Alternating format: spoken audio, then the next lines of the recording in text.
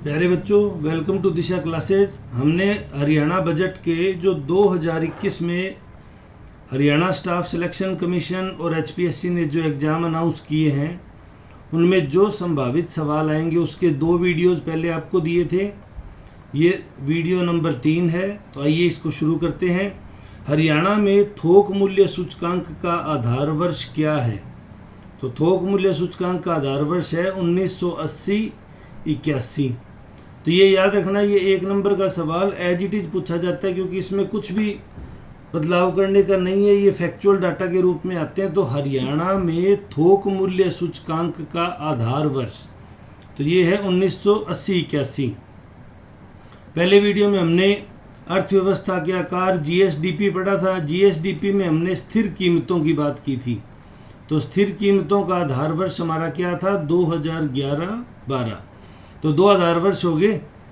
थोक मूल्य सूचकांक का आधार वर्ष हो गया 1980-81 और स्थिर कीमतों का आधार वर्ष हो गया 2011-12। फिर थोक मूल्य सूचकांक के निर्धारण करने में कितनी वस्तुएं सेलेक्ट की गई हैं? 20 चयनित कृषि वस्तुएं। इनके मूल्य में अगर उतार होगा या उतार चढ़ाव होगा या ये कीमतें बढ़ेगी या कीमतें घटेगी, उसके अनुसार थोक मूल्य सूचकांक में वृद्धि या कमी होगी। तो हम इन चयनित वस्तुओं के आधार पे इसको पढ़ेंगे। तो दूसरा सवाल बनता है, थोक मूल्य सूचकांक के निर्धारण में कितनी कृषि वस्तुएं चयनित की गई है? तो आंसर हो जाएगा 20। हमने पिछले वीडियो में पढ़ा था कि हरियाणा में जब हमने 2020-21 की बात की थी तो एकमात्र एग्रीकल्चर सेक्टर ऐसा था जिसने 4.3% यानी कृषि और संबद्ध क्रियाओं में 4.3% की वृद्धि हुई थी। बाकी उद्योग और सेवा क्षेत्र में कमी थी, इसलिए कृषि के सवाल महत्वपूर्ण है। दूसरा है हरियाणा में वर्षा की सूचना। अब देखो, ये सवाल जल्दबाजी में गलत होने वाला सवाल है। सवाल आएगा हरियाणा में वर्षा की सूचना किस विभाग द्वारा दी जाती है?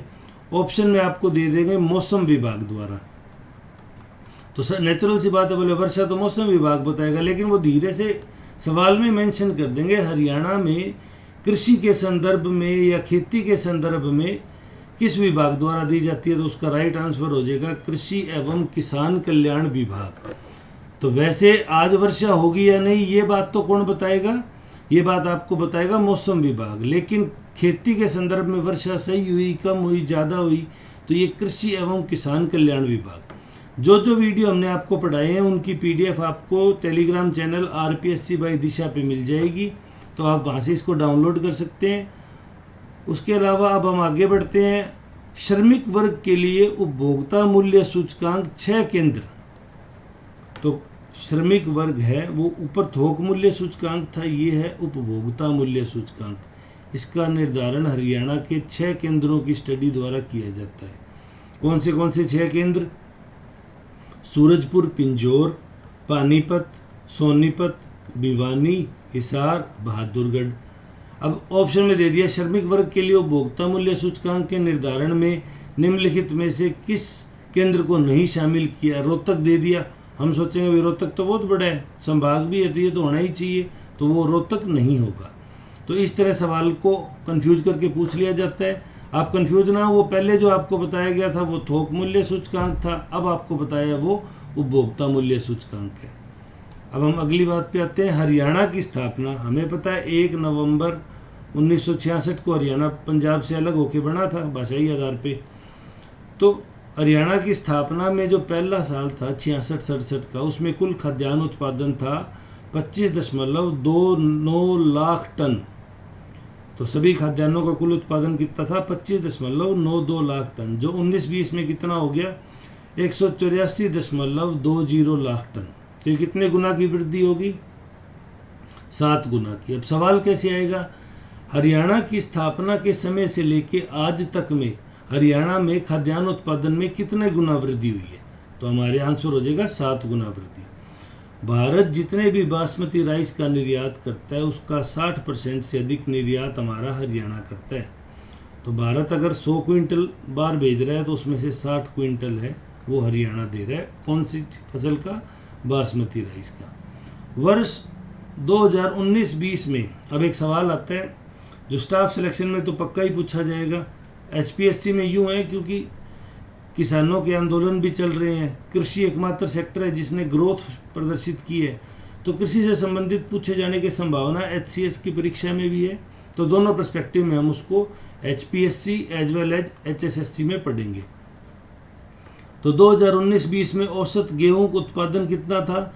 4,687 किलोग्राम प्रति हेक्टेयर, यानी एक हेक्टेयर में कितनी गेहूं उत्पन्न होती है? 4 क्विंटल 687 किलोग्राम। वहीं चावल की क्या है? 3,334, ये 3 तिये तो हो ही गए, एक चौथा डिजिट 4 हो गया, किलोग्राम प्रति हेक्टेयर। तो ये याद करने में भी आसान हो जाएगी। कब की बात कर रहे हैं? 2019-20 की। 2019-20 में गेहूं का औसत उत्पादन 4,687 किलोग्राम प्रति हेक्टेयर और चावल का 3,334 किलोग्राम प्रति हेक्टेयर रहा। अब अगली बात करते हैं 2018-19 के अंतिम आंकड़े आ गए। 19-20 के हैं वो प्रोविजनल हैं, उनमें बदलाव हो सकता है अभी, लेकिन 18-19 के फाइनल आंकड़े आ गए। उसमें हम कहते हैं गेहूं और धान जो हमारी 2 मेजर क्रॉप है, कुल खाद्यान्न कुल फसल के उत्पादन में इन्होंने कितना योगदान दिया? तो 61.63 61.63%। मतलब सवाल कैसे आएगा कि कुल फसली क्षेत्र में गेहूं और धान की फसलों का योगदान कितना है। मतलब अगर हरियाणा ने 100 क्विंटल फसल पैदा की तो धान और गेहूं ने मिला के उसमें 61.63 क्विंटल योगदान दिया। तो ये इस रूप में पूछे जा सकते हैं। फिर भूजल स्तर निरंतर गिर रहा है, जो हरियाणा के लिए बड़ी संकट की बात है, चिंता का विषय है। मुख्यमंत्री जी इसके लिए प्रयास भी कर रहे हैं। तो सब्सिडी दी जाती है वैकल्पिक फसलों पर। तो हरियाणा की किन किन वैकल्पिक फसलों, आप यूँ नहीं कि हमारे खेत में तो ये भी हो सकता है, नहीं, वैकल्पिक फसलें वो होगी जिसे हरियाणा सरकार ने ऑफर की है। भाई आप चावल मत बीजो, उसके बदले में मक्का बीज लो, दलहन में मूंग बीज लो, समर मूंग बीज लो, या डेंचा। डेंचा ये क्या है? ये पशु चारा है साथ में, तो और साथ में ये लेग्यूमिनस प्लांट है, नाइट्रोजन फिक्सेशन करता है तो ज़मीन की उर्वरता बढ़ाता है, तो अगली जो फसल है वो बढ़िया होती है। तो ये नाइट्रोजन फिक्सेशन में भी काम में आता है। सवाल कैसे आएगा? निम्नलिखित में से कौन सी वैकल्पिक फसल नहीं है? मक्का, मूंग, डेंचा और जवार। तो अपने देखेंगे डेंचा ये कहाँ से आया, तो हम डेंचा कर देंगे, जबकि डेंचा को हरियाणा सरकार ने वैकल्पिक फसलों में मेंशन किया है। हरियाणा में प्रधानमंत्री फसल बीमा योजना किस सत्र से लागू की गई? खरीफ 2016। ये यहाँ इसलिए पूछे जाने की संभावना है, इसमें एक बदलाव हुआ है जो हम आपको आगे बताएंगे। तो हरियाणा में प्रधानमंत्री फसल बीमा योजना खरीफ 2016 से लागू की गई। तो किन किन फसलों पे बीमा मिलता है पर इस योजना के अंतर्गत? तो बीमित खरीफ फसलें। सवाल कैसे आएगा? निम्नलिखित में से कौन सी खरीफ फसल है? तो भी ये कौन सी खरीफ फसल बीमित है? तो पहला धान, बाजरा, मक्का, कपास। अब हमें एक बात पता चल गई, ये चारों खरीफ की फसल है। और ख़ास बात क्या है, ये उस बीमा कवर के अंडर आती है। कौन सी परियोजना में? प्रधानमंत्री फसल बीमा योजना में। और फिर बीमा रबी फसलें, ये रबी लिख दिया, रबी फसलें, गेहूं, जौ, सरसों, चना, सूरजमुखी। इन 5 फसलों का और इन 4 फसलों का, अगर किसी भी पर्यावरणीय कारक से अगर इन 9 फसलों को कोई नुकसान होता है तो आप प्रधानमंत्री फसल बीमा योजना के तहत लाभ ले सकते हैं, जो 2016 में स्टार्ट हुई थी। अब मेरा इसको पढ़ाने का मकसद क्या था, ये क्यों इम्पोर्टेंट होगी? तो केंद्र सरकार ने खरीफ 2020, वो थी खरीफ 2016 से तो लागू की, 4 साल बाद में खरीफ 2020 से प्रधानमंत्री फसल बीमा योजना को स्वैच्छिक कर दिया। मतलब आपको इस योजना में बीमा कराना है तो कराओ, नहीं कराना तो मत कराओ। तो यानी इसको स्वैच्छिक कर दिया। कब से? खरीफ 2020 से।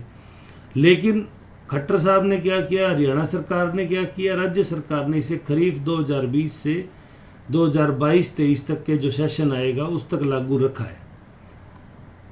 केंद्र सरकार ने छूट दे दी, आपको करना है रजिस्ट्रेशन कराओ, नहीं करना, आपको जरूरत बीमे की नहीं महसूस होती तो मत कराओ। लेकिन राज्य सरकार ने कहा नहीं, हमें ज़रूरत है।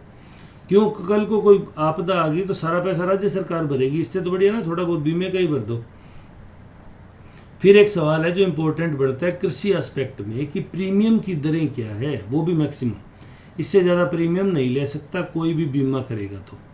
तो रबी फसल के लिए क्या है? 1.5% फसल की कीमत का खरीफ फसल के लिए 2% और कपास के लिए 5%।